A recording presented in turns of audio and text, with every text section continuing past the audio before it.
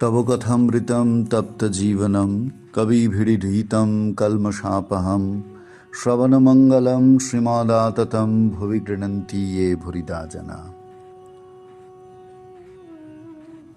শ্রী শ্রী রামকৃষ্ণ কথামৃত প্রতিদিন প্রতি ঘরে শ্রী শ্রী রামকৃষ্ণের কথামৃতের এই নিত্য অনুধ্যানে আপনাদের সকলকে স্বাগত জানাই। বন্ধু, আমরা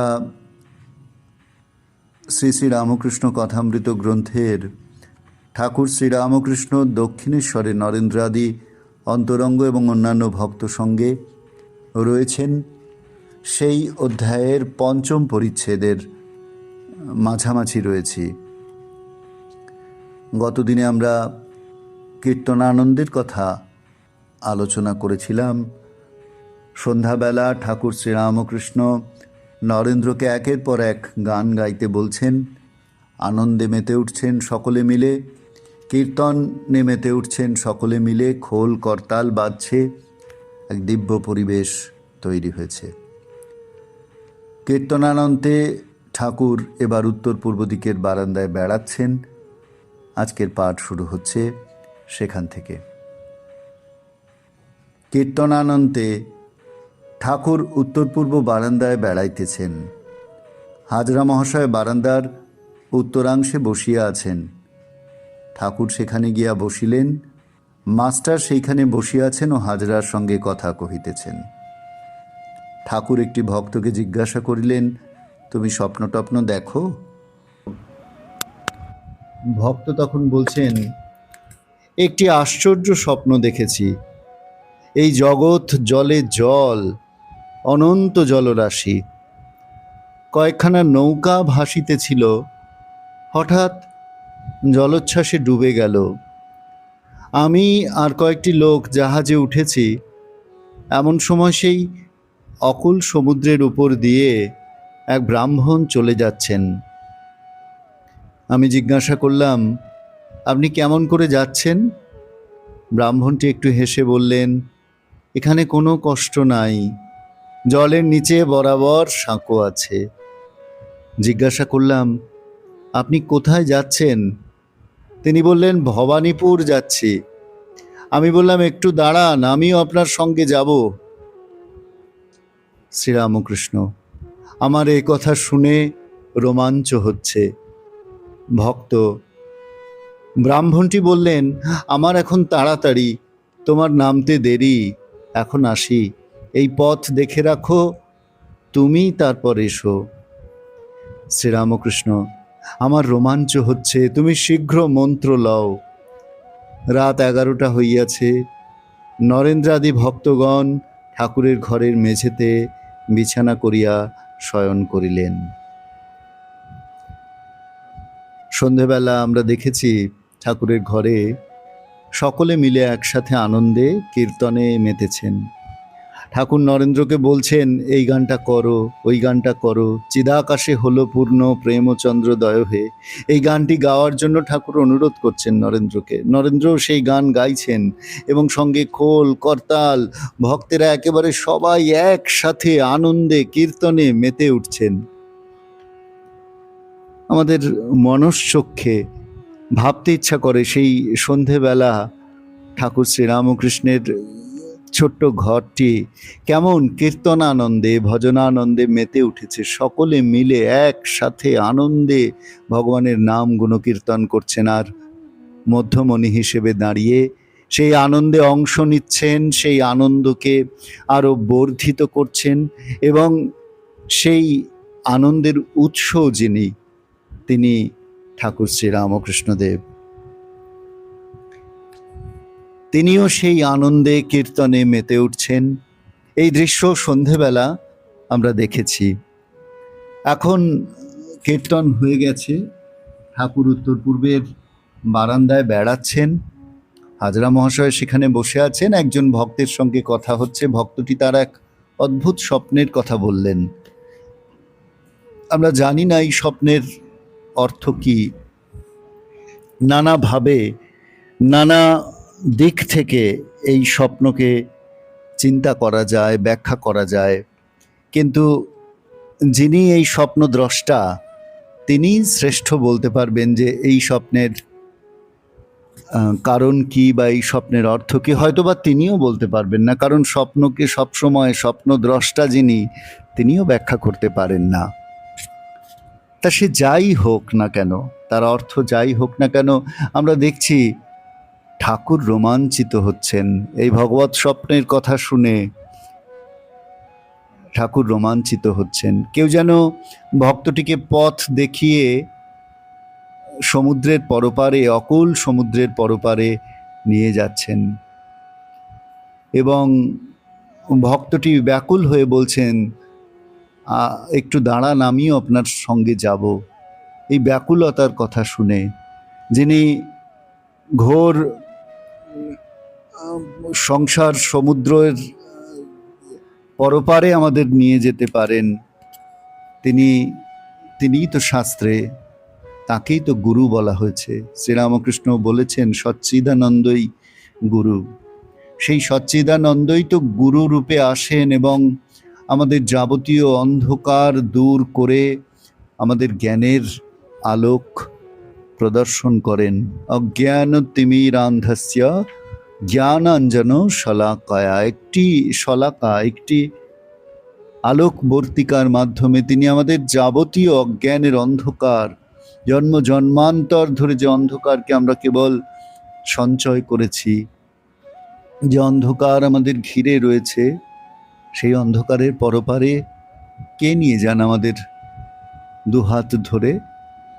তিনি তো গুরু, তাকেই তো গুরুদেব বলা হয়। শ্রীরামকৃষ্ণ একথা শুনে রোমাঞ্চিত হচ্ছেন। আর ভক্তটি যখন বলছেন যে সেই ব্রাহ্মণটি স্বপ্নে তিনি দেখেছেন, সেই ব্রাহ্মণটি বলছেন, আমার এখন তাড়াতাড়ি তোমার নামতে দেরি, এখন আসি, এই পথ দেখে রাখো, তুমি তারপর এসো। পথ দেখালেন কে? গুরুদেব। গুরু পথ দেখিয়ে দেন, বলেন এই পথ, এই পথে তুমি এসো। অজ্ঞানতিমিরান্ধস্য জ্ঞানাঞ্জন শলাকায়া চক্ষুরুন্মীলিতং येन তস্मै শ্রী গুরবে নমঃ। এই তো বন্ধ চোখ যেন আজ উন্মীলিত হয়েছে। জন্ম জন্মান্তর ধরে যে চোখ বন্ধ ছিল, সেই চোখ আজ যেন উন্মীলিত হয়েছে। আজ সেই চোখ খুলে গিয়েছে। গুরুর পবিত্র স্পর্শে সেই চোখ আজ উন্মোচিত হয়েছে, উন্মীলিত হয়েছে। তাই সেই গুরুর কথা বলা হচ্ছে। শ্রীরামকৃষ্ণ এটি শুনে আনন্দিত হচ্ছেন, রোমাঞ্চিত হচ্ছেন। কেউ সামান্যতম ঈশ্বর পথে অগ্রসর হওয়ার আগ্রহ প্রকাশ করেছে, কারোর মধ্যে ভগবত ভাবের একটুখানি স্ফুরণ হয়েছে, কেউ কখনো কোনো দৈব স্বপ্ন দেখেছে, সেই দৈব স্বপ্নে কখনো কারোর ঈশ্বরীয় ভাবনা জাগ্রত হয়েছে, শোনা মাত্র শ্রীরামকৃষ্ণের আনন্দ যেন আর ধরছে না। ঠাকুর যেন আনন্দে বিহ্বল হয়ে পড়ছেন। তিনি, আহা, আমার রোমাঞ্চ হচ্ছে, তুমি শীঘ্র মন্ত্র লও। যেন ঠাকুরের কি আনন্দ, আমাদের অবাক লাগে। ভক্তদের জন্য শ্রীরামকৃষ্ণের কি গভীর ভালোবাসা। ভক্তটি যে স্বপ্ন দর্শন করেছেন, এই যে দিব্য স্বপ্ন, দৈব স্বপ্ন, এটি শোনা মাত্র শ্রীরামকৃষ্ণ রোমাঞ্চিত হচ্ছেন। এবার তার পরের অংশ আমরা পাঠ করব। রাত 11টা হইয়াছে। নরেন্দ্রাদি ভক্তগণ ঠাকুরের ঘরের মেঝেতে বিছানা করিয়া শয়ন করিলেন। নিদ্রাভঙ্গের পর ভক্তেরা কেউ কেউ দেখিতেছেন যে প্রভাত হইয়াছে। 17ই অক্টোবর 1882, মঙ্গলবার, পয়লা কার্তিক, শুক্লা পঞ্চমী। শ্রীরামকৃষ্ণ বালকের ন্যায় দিগম্বর ঠাকুরদের নাম করিতে করিতে ঘরে বেড়াইতেছেন। কখনো গঙ্গা দর্শন, কখনো ঠাকুরদের ছবির কাছে গিয়া প্রণাম, কখনো বা মধুর স্বরে নাম কীর্তন। কখনো বলিতেছেন বেদ, পুরাণ, তন্ত্র, গীতা, গায়ত্রী, ভাগবত, ভক্ত, ভগবান। গীতা উদ্দেশ্য করিয়া অনেকবার বলিতেছেন ত্যাগী, ত্যাগী, ত্যাগী, ত্যাগী। কখনো বা তুমি ব্রহ্ম, তুমি শক্তি, তুমি পুরুষ, তুমি প্রকৃতি, তুমি বিরাট, তুমি সরাট, তুমি নিত্য, তুমি লীলাময়ী, তুমি চতুর্বিংশতি তত্ত্ব। এদিকে কালী মন্দিরে ও রাধাকান্তের মন্দিরে মঙ্গল আরতি দর্শন হইতেছে ও শাঁখ ঘণ্টা বাজিতেছে। ভক্তেরা উঠিয়া দেখিতেছেন কালীবাড়ির পুষ্পোদ্যানে ঠাকুরদের পূজার্থে পুষ্পচয়ন আরম্ভ হইয়াছে ও প্রভাতী রাগের লহরী উঠাইয়া নহবত বাজিতেছে।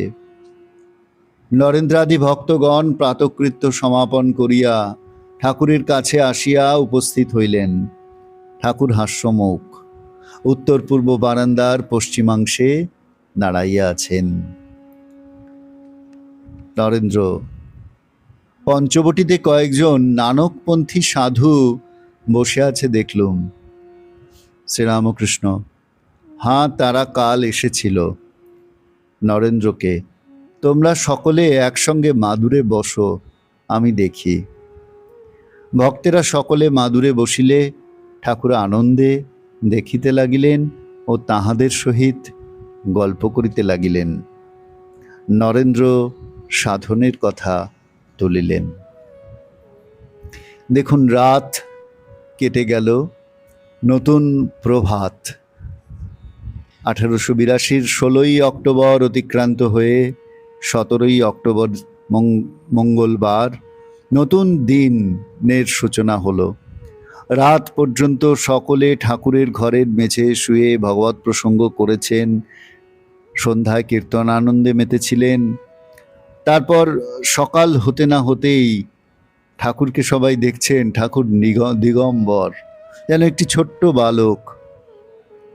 তিনি নতুন দিনের সূচনায় ভগবানের নাম করছেন, ঠাকুরদের নাম করে ঘরে বেড়াচ্ছেন, গঙ্গা দেখছেন, সব ঠাকুরের কাছে গিয়ে প্রণাম করছেন, বেদ, পুরাণ, তন্ত্র, গীতা, গায়ত্রী, ভাগবত, ভক্ত, ভগবান সকলকে স্মরণ করছেন। শ্রীরামকৃষ্ণের এই যে অল ইনক্লুসিভনেস, সকলের প্রতি শ্রীরামকৃষ্ণের সমান সম্মান, ভক্তি, কাউকে তিনি ছোট করেন না, কাউকে খাটো করেন না, সকলকে ভক্তি করতে শেখান, শ্রদ্ধা করতে শেখান, সকলের সামনে প্রণত হতে শেখান।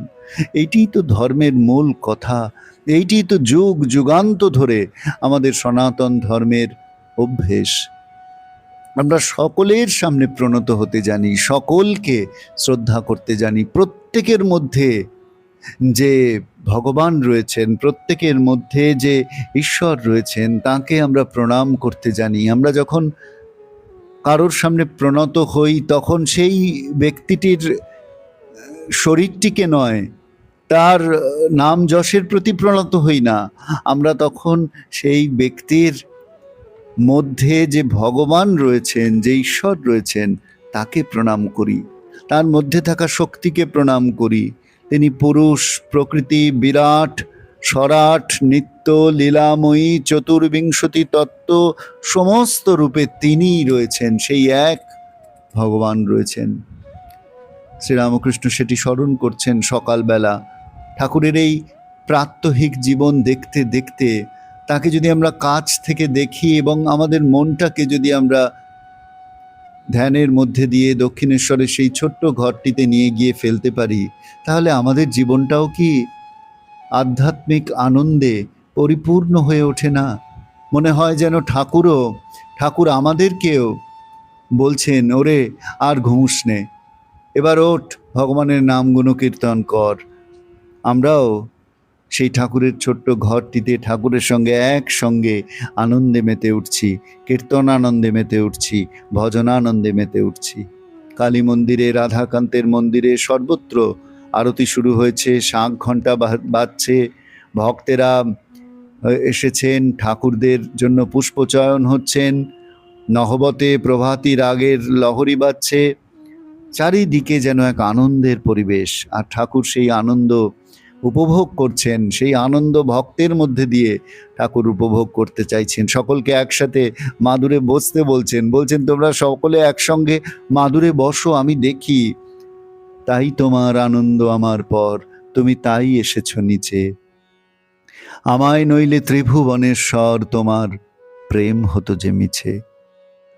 তিনি এসেছেন আমাদের দেখবেন বলে, আমাদের না হলে তার প্রেম যে মিছে হয়ে যায়। তাই সকলকে যেন মাদুরে বসে ঠাকুর শ্রীরামকৃষ্ণ তাদের দেখছেন। আর তিনি কেমনভাবে তাদের দেখছেন, অন্যত্র যেমন উল্লেখ করেছেন যে সকলের মধ্যে তিনি সেই নারায়ণকে দেখছেন, শিবকে দেখছেন। তাই এদের দর্শন মানেই তার কাছে ভগবানের দর্শন, আলাদা কিছু নয়। আজকের এই ছোট্ট অংশে আমরা ঠাকুর শ্রীরামকৃষ্ণের সেই অপূর্ব উপস্থিতি যেন আমাদের মধ্যে অনুভব করতে পারছি। এতটুকু কম নয়, ঠিক সেদিন যেমনটি আজও ঠিক তেমনটি। আমাদের প্রত্যেকটি ঘর শ্রীরামকৃষ্ণের বাণীতে ধ্বনিত হয়ে উঠুক, আমাদের প্রত্যেকটি হৃদয় হয়ে উঠুক তার মন্দির। এই প্রার্থনা জানিয়ে আজকের পর্বে ইতি টানছি বন্ধু। আপনাদের সঙ্গে দেখা হচ্ছে আগামী পর্বে। প্রতিদিন প্রতি ঘরে শ্রী শ্রী রামকৃষ্ণ কথামৃত।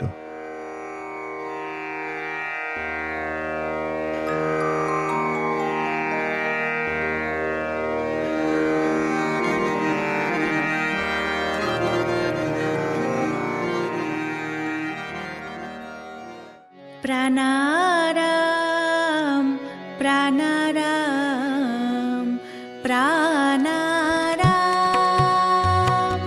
প্রাণারাম প্রাণারাম প্রাণারাম কি যেন লুকানো নামে তাই মিষ্ট